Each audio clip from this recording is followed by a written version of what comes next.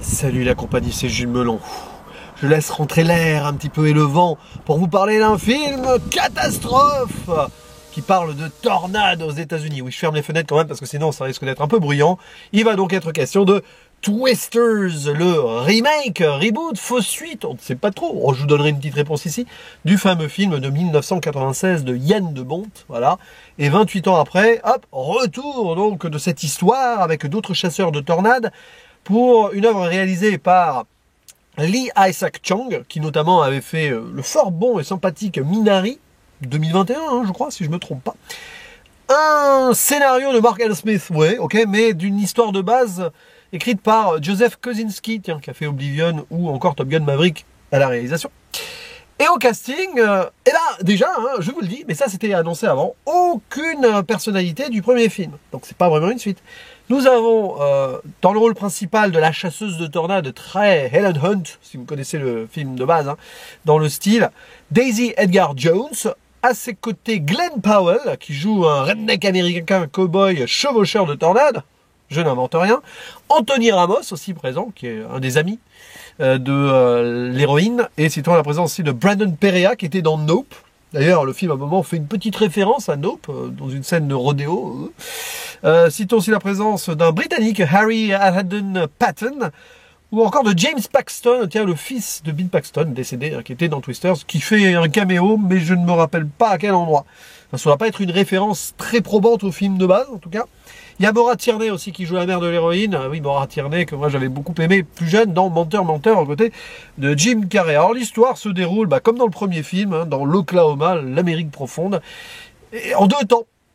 En fait, hein, d'abord 5 ans avant, où Kate et son équipe de chasseurs de tornades, plus ou moins adolescents, vont être victimes d'une tornade beaucoup plus puissante que prévu. Et il va y avoir des pertes. J'en dis pas plus. Donc, trauma pour Kate et son ami Javi. Bon, elle quitte le truc. Voilà, elle s'en va. Hein, travailler en tant que plus ou moins météorologue à New York pendant 5 ans. Puis elle va revenir, puisque Javi l'appelle. Il a besoin d'elle et de son instinct, de son feeling absolu. Et donc, Kate va revenir sur le terrain façon Bill Paxton dans Twister, mais lui c'était involontaire. En fait, c'est un mix des deux personnages principaux de Twister, le personnage de Kate ici. Et donc, sur place, elle va faire équipe avec Ravi, qui travaille pour une sorte d'entreprise qui constate les dégâts, tout ça. Enfin bon, bref, c'est une sorte d'entrepreneur d'Elon Musk des tornades, ou pas, lui. Enfin, Ravi, lui, il gagne de l'argent et il veut aider les gens avec. Et en face, alors qu'il cherche à avoir des données, tout ça, vous connaissez un peu ce genre d'histoire, en chassant des tornades, eh bien, ils vont devoir affronter un adversaire, peut-être encore plus dur que les tornades, un YouTuber. Ouais, oui, maintenant sur YouTube aussi, on chasse les tornades. J'ai bien fait de fermer les fenêtres parce qu'il y a du bruit dehors. Donc ce YouTuber qui s'appelle Tyler Owens, qui est joué par Glenn Powell, grande star, machin, voilà, un million d'abonnés, incroyable. Hein. Moi, j'y suis pas encore et j'y serai jamais, et tant mieux. Et donc, ils ont plein de gadgets, ils vendent des goodies, tout ça, et c'est un petit peu, voilà, l'Amérique facile, là, mais quand même profonde, redneck, avec de la musique Southern Rock, etc., pour bien porter le truc. C'est marrant parce que au début, vous avez une inversion des procédés du premier film. Ouais, je vais faire quelques ponts avec celui-ci, mais pas que, hein, quand même, hein, je vais pas vous saouler avec ça. Parce que dans le premier film, ceux qui étaient profonds et redneck, entre guillemets, c'était les gentils, là, c'est plutôt les méchants. Et elle est avec les personnages qui ont l'air gentils, mais qui sont friqués. D'ailleurs, parmi eux, j'ai oublié, il y a David Corenswet, qui jouera bientôt Superman, et qui ressemblerait à s'y méprendre au personnage de Cary Elwes, donc le méchant dans Twister. Un méchant friqué, quoi.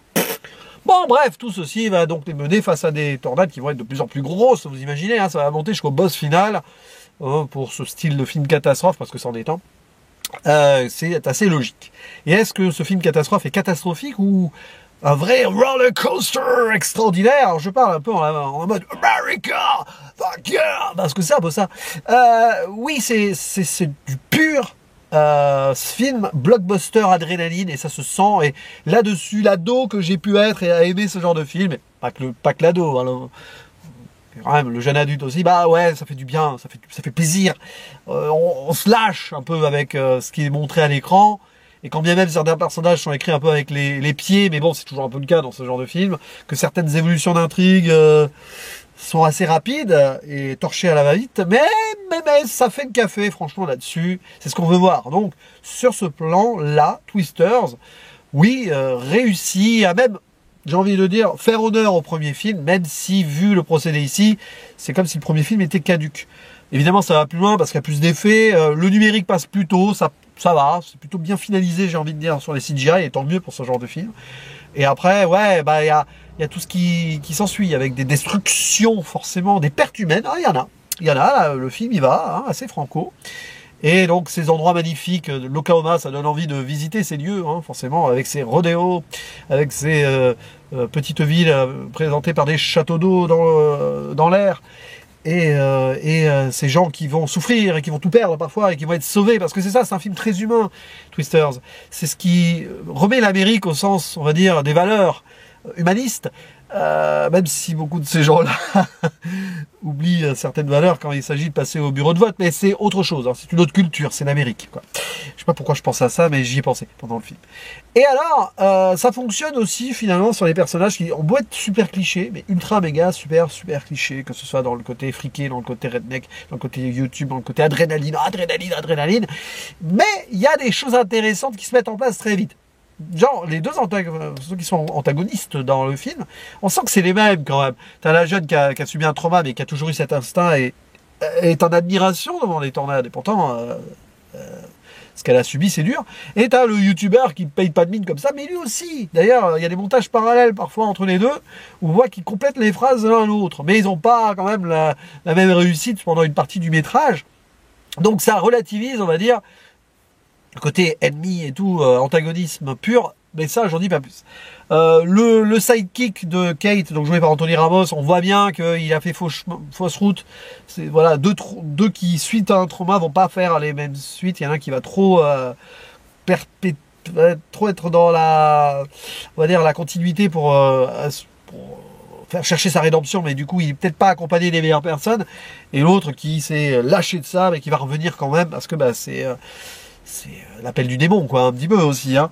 Et donc ça se déroule là-dessus. Forcément, les deux équipes vont être menées peut-être à faire face au même danger. Donc vous pouvez imaginer quelques liens. J'en fais pas forcément une zone spoiler ici, mais c'est très vite vu, très vite ressenti. Tu sens très vite où ça va nous mener.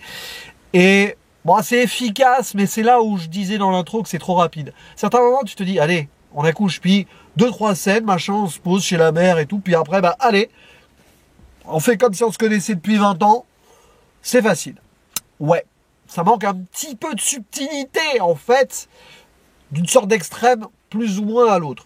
Même si le film va pas forcément tomber dans une sorte de piège d'autre extrême. Même si la dernière scène, quand même, pas passé loin. Mais bon.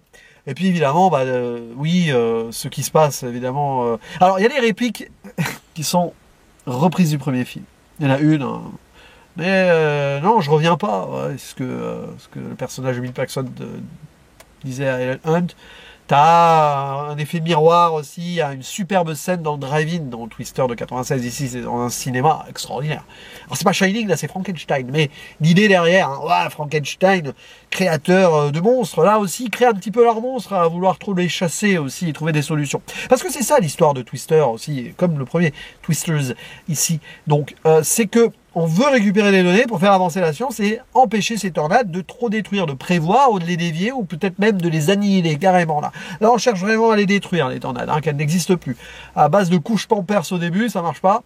On ressort la machine du premier Twister, hein, dans la scène d'introduction, avec ses références à un magicien d'Oz d'ailleurs. Il y a les vannes qui portent les noms, hein, des personnages de magicien d'Oz, l'homme de fer et le lion et l'épouvantail, tout ça. Mais bon, hey, c'était déjà ça, pareil, avant, hein, il y a 28 ans. Et donc derrière, voilà, là, on vraiment plus loin, plus haut, plus fort, plus d'effets, plus de... Et c'est la limite du film, c'est qu'à un moment, ça a beau être un magnifique roller coaster, sur le plan purement thématique et sur le fond, voilà, allez, c'est pas grave maintenant, hein, on est dans un monde où tout est dans le postmodernisme et on explose toutes les limites. Et du coup, bah, on veut essayer de nous faire oublier le premier film, en fait. Et ça me dérange un peu, parce que non, j'oublierai jamais le premier Twister. Évidemment, si vous le découvrez aujourd'hui, c'est très années 90, celui-là est très moderne, mais à un moment, bon, qu'est-ce qu'il apporte de plus? Bah, il apporte qu'on fait un film qui a un super concept, aujourd'hui avec plus d'effets, donc c'est plus spectaculaire, et c'est ce que les gens vont demander, c'est ce que les gens vont vouloir, et ils auront. Donc, oui, il est réussi intrinsèquement Après, ils sont pas tombés dans le piège en faire une suite vraiment en reprenant les personnages. De toute façon, malheureusement, Bill Paxton n'est plus là, Philip Seymour Hoffman non plus, donc c'était vraiment pas la peine et surtout pas possible. Et je pense que certains ont dû refuser parce que c'était probablement les idées de base, mais voilà. Donc ouais, ça fait vraiment... la force du film, elle est là, c'est que vous avez passé un très bon moment, c'est l'été, faites-vous plaisir au cinéma, tout ça. L'écriture, on peut l'oublier, mais il y a des choses intéressantes thématiquement quand même, la science, le contrôle ou sauver des vies, vouloir tout empêcher ou à un moment essayer d'aller dans le vital, c'est-à-dire sauver des gens, tout simplement. Et pourquoi pas faire les deux d'un coup, et une pierre d'un coup, peut-être, arriver au bout. Ok, c'est un peu ça, hein, c'est l'idéalisme absolu, c'est l'optimisme à l'américaine, et on est dans même des poncifs à la western par moment, hein, avec ces chevauchés fantastiques derrière les tornades, surtout dans la première partie.